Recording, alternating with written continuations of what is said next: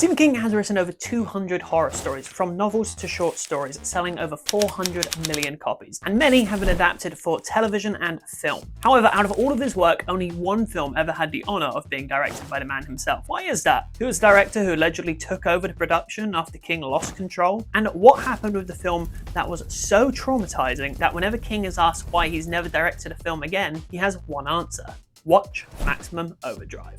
Let's talk about it. Hello, my name is Montgomery and welcome to Bloody Good. Today we're looking at the film Maximum Overdrive, the chaotic story behind the production and answering questions like, who was the famous band that King begged to do the soundtrack? Who are the Breaking Bad and Simpsons actors who had minor roles in the film before they were famous? And what was the on-set accident that caused a crew member to lose an eye? Maximum Overdrive can trace its origins to a Stephen King story. Shocking, I know. It was a short story called Trucks, originally included in the 1973 June issue of Cavalier magazine and later added to The Night Shift, a collection of Stephen King short stories. The original story is wildly different in tone. In the short story, we join our characters in the middle of the story as they are hiding out in a truck stop after a sudden event has caused all vehicles to gain sentience, killing any human that crosses their path. The original story was gritty, bleak, and a little edgy, to be honest, but the adaptation would prove to be wildly different. The film is so different from the get-go, starting out in space, where a UFO flies near Earth and begins manipulating all the technology, not just vehicles like the book. This quickly escalates from ATMs insulting customers to bridges malfunctioning and eventually vehicles becoming homicidal killing machines. We follow various survivors who all accumulate in the truck rest stop as they try to survive the machine-led slaughter. Now, to start our story of how this film made it from page to screen, we have to focus on one man. Not Stephen King, but someone else. Dino De Laurentiis. Now, you may not know Dino, but you're definitely aware of his work. Dino was an incredibly famous Italian producer who worked his way up from being the son of a pasta factory owner. We're talking Italian.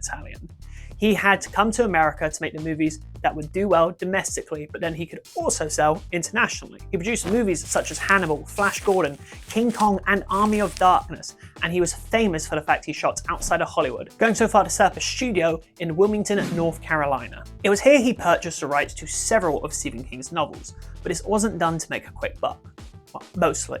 This was done for love. After his first marriage ended, Dino fell in love with a woman called Martha and wanted her to fall in love with filmmaking. The rights were partially purchased from another producer, Milton Subotsky, who originally wanted to combine 3 of Stephen King's short stories together in a single film.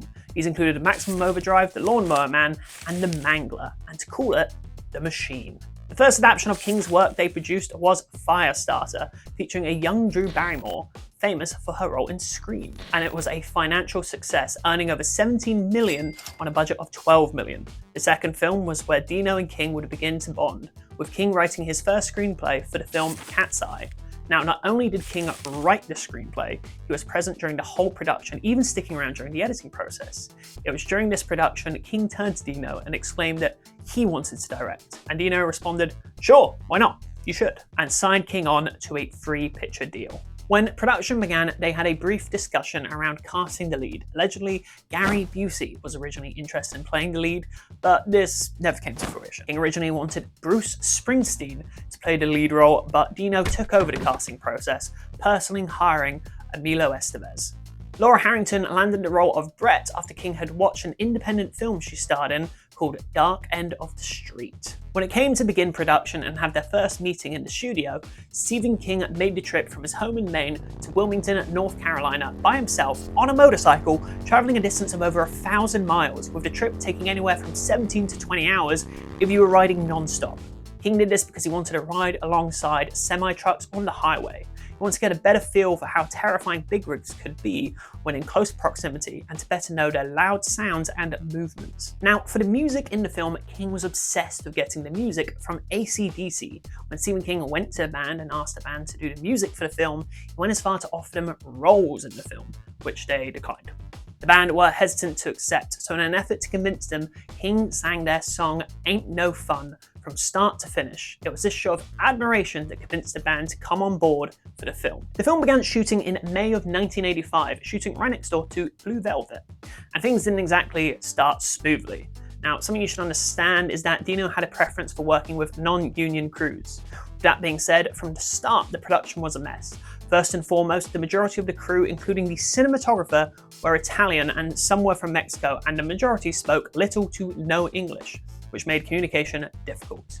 Oftentimes, when setting up a shot, King would go into these long-winded spiels about his vision for the film, with cinematographer Armando Nanuzzi responding by just saying, yes, yes, yes. Another issue with the production was Stephen King's substance abuse issues he had at the time, his lack of experience directing, and his general oddities. For example, it was reported that King would start the day by eating sardines, resulting in fishy breath from the beginning of the day of shooting.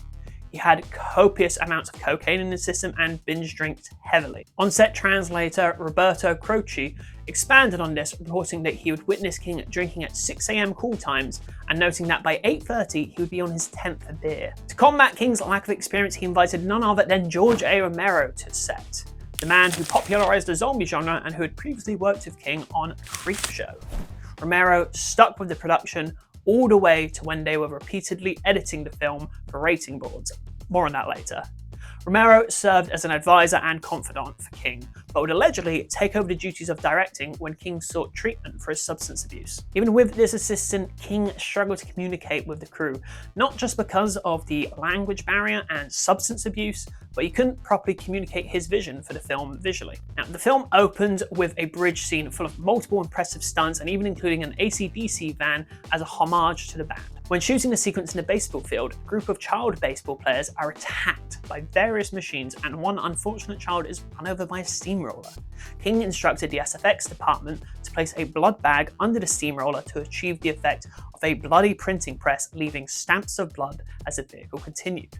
However, when they shot the scene, the vehicle ran over the bag and it burst, making it appear as if the child's head had exploded. This delighted King, naturally. The film also features a young Yardley Smith before she landed the iconic role of Lisa on The Simpsons. In the film, she plays a fairly shrieky and annoying newlywed bride called Connie. Maximum Overdrive was referenced much later on in the Simpsons episode titled Maximum Overdrive. The film also features a relatively fresh-faced Giancarlo Esposito as a video game enthusiast who gets electrocuted fairly early on in the film. The location of the Dixie Boy truck stop used in the film was a set entirely built from scratch by the crew. It was such a convincing set that several trucks actually pulled in and attempted to use the stop. The producers eventually had to take out an advert in the local newspaper in order to let people know it was in fact just a set. Speaking of trucks, while not quite as dangerous as they appear in the film, the trucks did tend to have a mind of their own.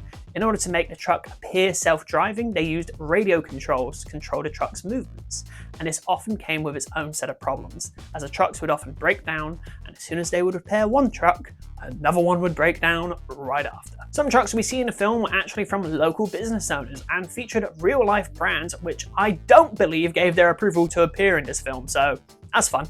The main truck features the Goblin face, which was based on the design of Marvel's Green Goblin, but being honest, I don't think it's fair to say it was based on design and was closer to just straight up ripping it off. Now, one of the reasons unions exist in film is for safety, and there were a couple instances where having a non-union crew almost ended disastrously, with crew members narrowly missing death by a few inches to a permanent injury while filming. During the scene where the ice cream truck is shot at the end of the film, the production had installed a telephone-sized piece of wood inside so the truck would flip over continuously.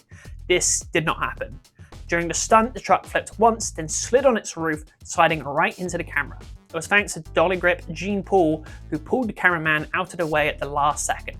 However, the other incident had a much more unfortunate ending. While filming the lawnmower scene where one of the characters is being chased through a devastated neighborhood by a sentient lawnmower, there was an incident during the scene where the lawnmower first came to life. They were shooting a close-up of the lawnmower with a wooden wedge under the camera. Armando Nanuzzi, the cinematographer, asked King if they could take the blades out of the lawnmower, but King told him no, stating he liked to see them. Nanuzzi told King that the blades weren't even visible on the camera, but King insisted they be left in. Nanuzzi repeatedly pled with King to take the blades out until King finally responded, saying, "There's no fucking way, we have to be as real as possible." When shooting the scene, the lawnmower was to come to life and move towards the camera. On the first take, nothing happened, so the effects crew member responsible for the mower turned up the power. On the second take, nothing happened, so again they turned up the power once more. And on the third take, The lawnmower launched forward like a runaway train, hitting the camera, chewing up the lens, and damaging the matte box. The camera operator yanked the camera away from the lawnmower, and it continued driving over the wooden wedge and throwing it out like a bullet. And suddenly, there was a scream of pain. In Italian, someone shouted, "Ow, somebody shot me, somebody shot me." It was cinematographer Armando Nuzzi. The wooden wedge used to prop up the camera had been launched by the lawnmower, hitting him in the eyeball. Within minutes, police were called and Nuzzi was taken to the hospital in a helicopter. Silvia Giletti, one of the camera assistants, confronted the effects member, reportedly grabbing him by the shirt and demanding to know why he didn't stop the lawnmower. His response was simple: because the director didn't tell me to.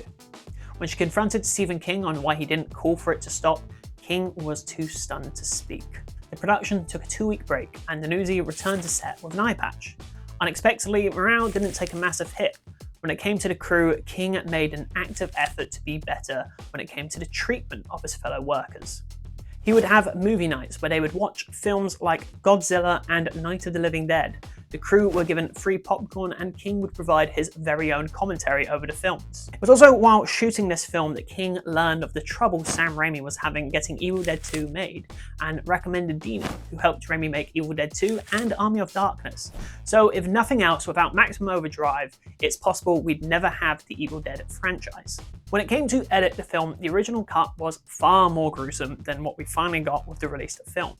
King showed this cut to Romero, a man who is no stranger to gore, and this cut reportedly made him sick.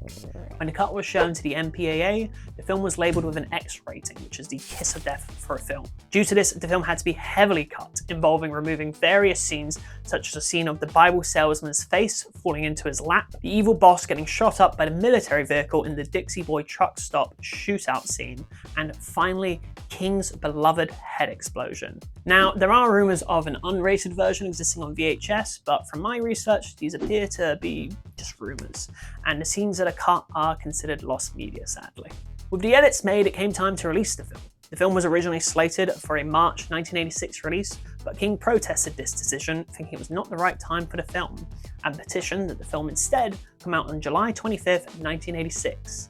In the lead up, King did a heavy press tour, doing interviews, appearing on MTV, and appearing in trailers for the film.